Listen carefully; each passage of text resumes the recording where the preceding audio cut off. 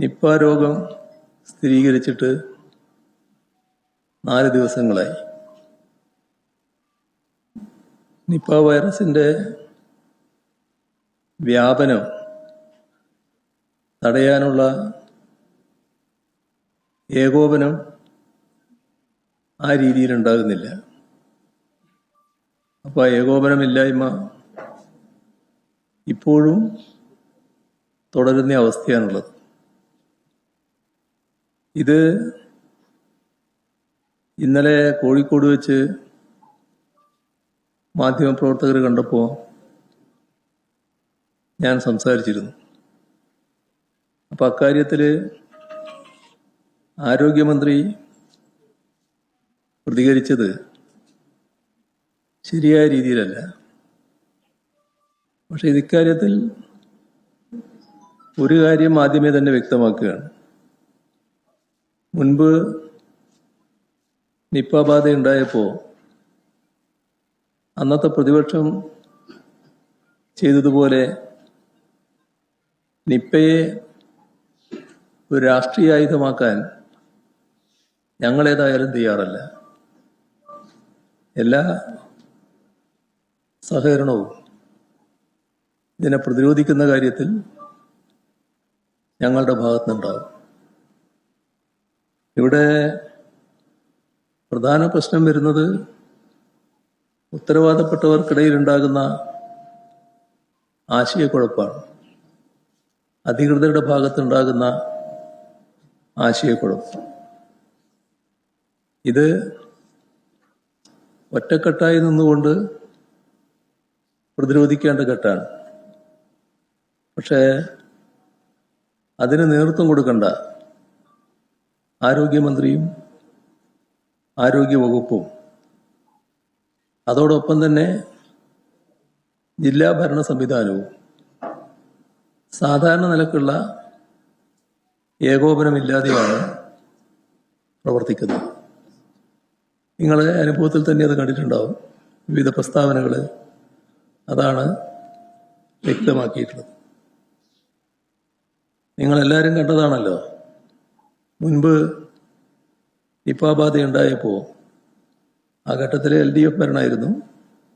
ആ ഘട്ടത്തിൽ ആരാണോ ആരോഗ്യമന്ത്രി, ആ ആരോഗ്യമന്ത്രി നിപ്പ ബാധിത പ്രദേശങ്ങളിൽ ക്യാമ്പ് ചെയ്തുകൊണ്ടാണ് പ്രവർത്തനങ്ങൾ ഏകോപിപ്പിക്കാൻ ശ്രമിച്ചിരുന്നത്. സാധാരണ നിലയിൽ പ്രവർത്തനങ്ങൾ നടക്കും. പക്ഷേ ഇതുപോലൊരു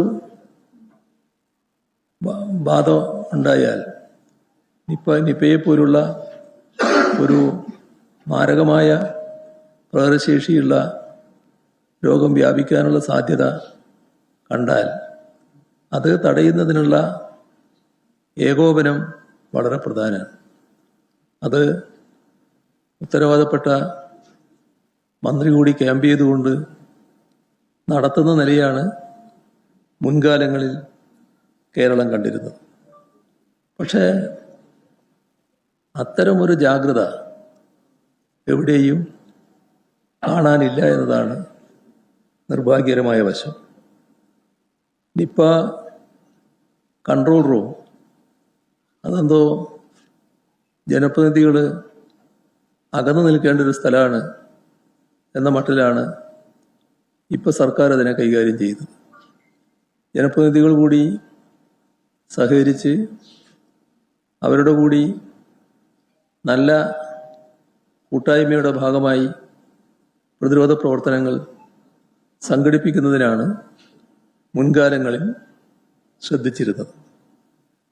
നിപ്പയുടെ അതീവ ഗൗരവമായ സാഹചര്യം ഉയർന്നു വന്ന ഘട്ടത്തിലാണ് ഇവിടെ വലിയ തോതിൽ ആക്ഷേപത്തിനിടയാക്കിയ DHSനെ മാറ്റുന്ന നടപടിയുണ്ടായത്.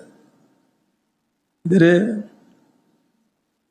പ്രതിരോധ പ്രവർത്തനങ്ങൾക്ക് ഫലപ്രദമായി നേതൃത്വം കൊടുക്കേണ്ടത് ആരോഗ്യവകുപ്പാണ്.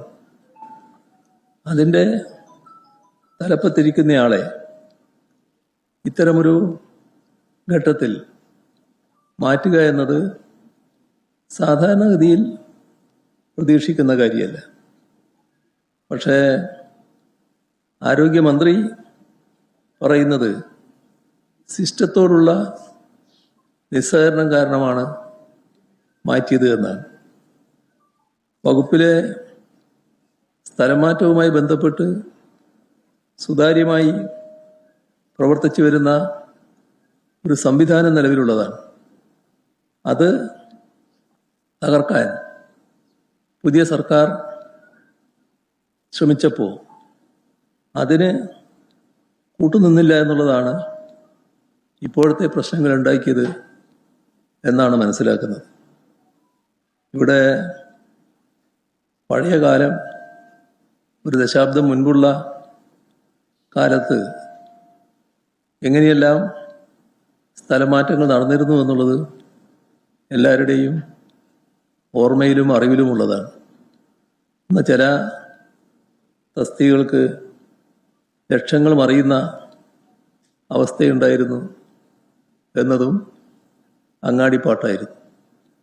ആ കാലത്തേക്ക് തിരിച്ചു പോകാനാണോ ഈ സുതാര്യമായ സംവിധാനങ്ങൾ ഇല്ലാതാക്കുന്നത് എന്നത് പൊതുവെ ഒരു ആശങ്കയായി ഉയർന്നതായി കാണുന്നുണ്ട്.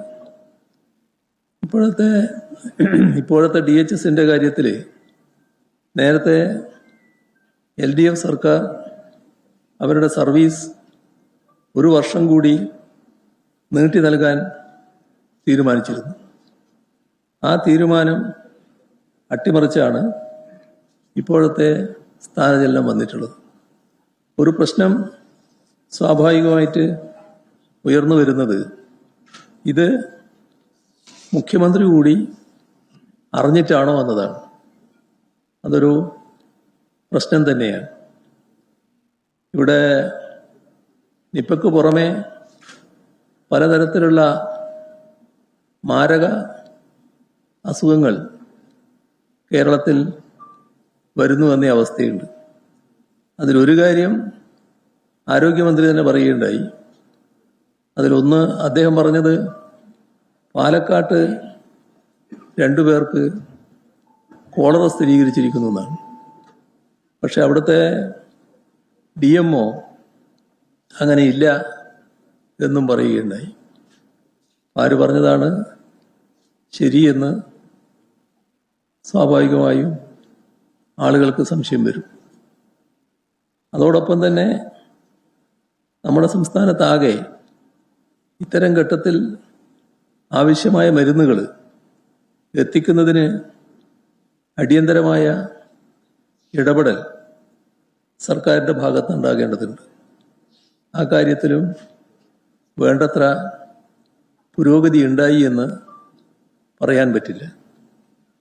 ഷിഗല്ല രോഗവ്യാപനം വലിയ ആശങ്കയാണ് സംസ്ഥാനത്ത് ഉണ്ടാക്കിയിട്ടുള്ളത്.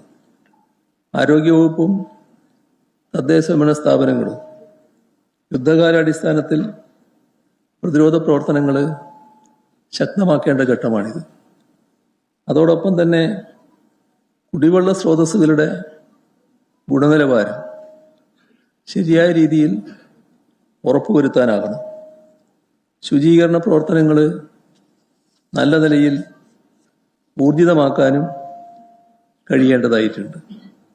വളരെ അപകടകാരിയായ വെസ്റ്റ് നൈൽ രോഗബാധ അതും സ്ഥിരീകരിച്ചതായി റിപ്പോർട്ടുകൾ വന്നിട്ടുണ്ട്. ഒരാഴ്ചക്കിടെ 2 മരണങ്ങൾ സംഭവിച്ചു. ഡെങ്കിപ്പനിയും വ്യാപകമാവുകയാണ്. മലേറിയയും സ്ഥിരീകരിച്ചിട്ടുണ്ട്. പകർച്ചപ്പനി കാരണം മരണങ്ങൾ റിപ്പോർട്ട് ചെയ്യപ്പെടുന്ന അവസ്ഥയുമുണ്ട്. ഇവിടെ കാണേണ്ടത് കൊതുക് വഴി പകരുന്ന ഈ രോഗങ്ങൾ വ്യാപകമാകാനിടയാകുന്നത് മഴക്കാലപൂർവ്വ ശുചീകരണം വേണ്ട രീതിയിൽ നടക്കാത്തതിൻ്റെ ഫലമായിട്ടാണ്. മലിനജലം റോഡിൽ നിറഞ്ഞ് വെള്ളക്കെട്ടുണ്ടാകുന്ന സ്ഥിതിവിശേഷം പ്രധാന നഗരങ്ങളിൽ പോലും പതിവായിരിക്കുകയാണ്.